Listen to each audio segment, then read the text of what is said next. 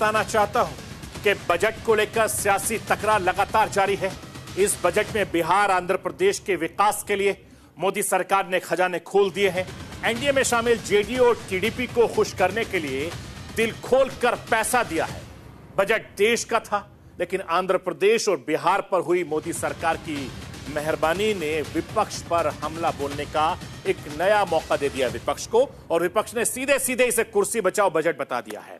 आरोप लगाया कि नीतीश कुमार और चंद्रबाबू नायडू से डरा हुआ बजट है। कांग्रेस ने इन दो दोस्तों को खुश करने वाला बजट बताया। जब से ये बजट पेश किया गया तब से लेकर सत्ता पक्ष और विपक्ष में लगातार वार पलटवार चल रहा है। मैं राष्ट्र के वास के जरिए किस तरीके से बजट को लेकर सियासी तकरार चल रही है वो आपको समझाना और बताना चाहता हूं।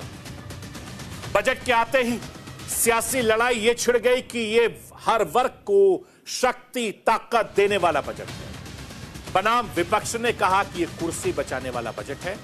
सरकार की तरफ से ये कहा गया कि ये नौजवानों को अनगिनत मौका देने वाला बजट है, तो विपक्ष ने कहा कि सरकार बचाने वाला बजट है। सरकार ने यह भी कहा कि यह बजट मिडिल क्लास को ताकत देने वाला बजट है, तो विपक्ष ने कहा कि दो सियासी साथी को मनाकर ये रखने वाला बजट है। इस तरीके का आरोप लगातार लग रहा है।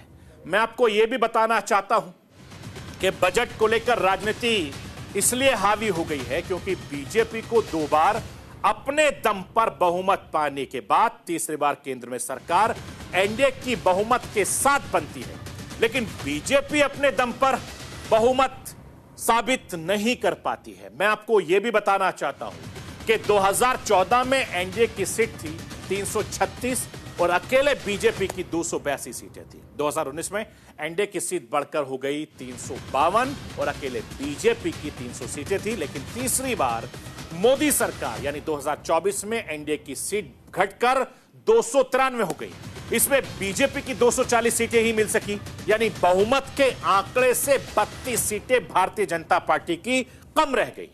अब बजट के पीछे की राजनीति होने की असल वजह क्या है वो भी मैं आपको बता रहा हूं। मोदी सरकार के 3 कार्यकाल में अगर देखें तो मोदी सरकार के पहले 2 कार्यकाल में 10 बजट में कभी बिहार, आंध्र प्रदेश को इतने तवज्जो नहीं दी गई जितनी तवज्जो इस बार दी गई है 2024 में। इसका अंदाजा आपको वित्त मंत्री के भाषण से आसानी से हो जाएगा।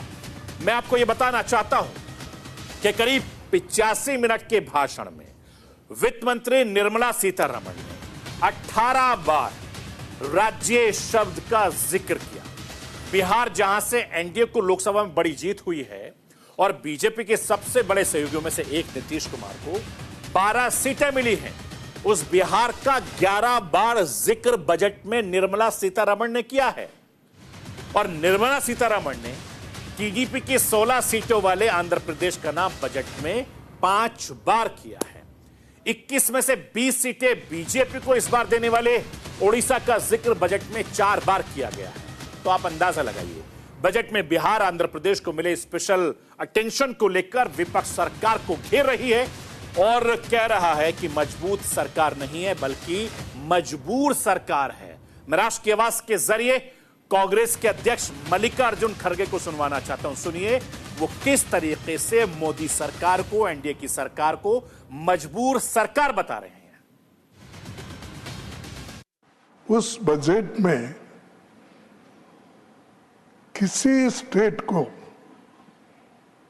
कुछ नहीं मिला और सबके थाली खाली और 2 के थाली में पकोड़ा और ये अपना जिलेबी, एक सेकंड, ये 2 छोड़ के किसी को नहीं मिला कुछ।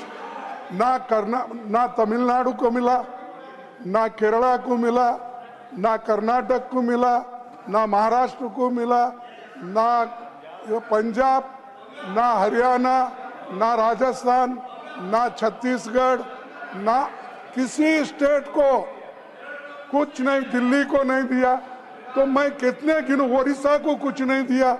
तो ऐसा बजट मैं कभी नहीं देखा और ये सिर्फ किसी को खुश करने के लिए, कुर्सी बचाने के लिए वो ये सब हुआ है। इसका हम कंडम करते हैं। Between vote on account which was presented on 1st February this year and now the full budget which was presented yesterday for this year. I have not named very many states, but let me take the example of Maharashtra, for instance. Between vote on account and yesterday's budget, in vote on account and in yesterday's budget, I had not named Maharashtra. I'll take it as an example. Cabinet has, under the leadership of Prime Minister Modi, passed a very important decision. It has taken the decision to set up a very big port in Vadhavan in Maharashtra. Did Maharashtra get ignored because I did not mention the name of Maharashtra? 76,000 crores have been announced for that project. Maharashtra's name was not taken in the vote on account, nor was it taken yesterday. But does it mean that we've ignored Maharashtra?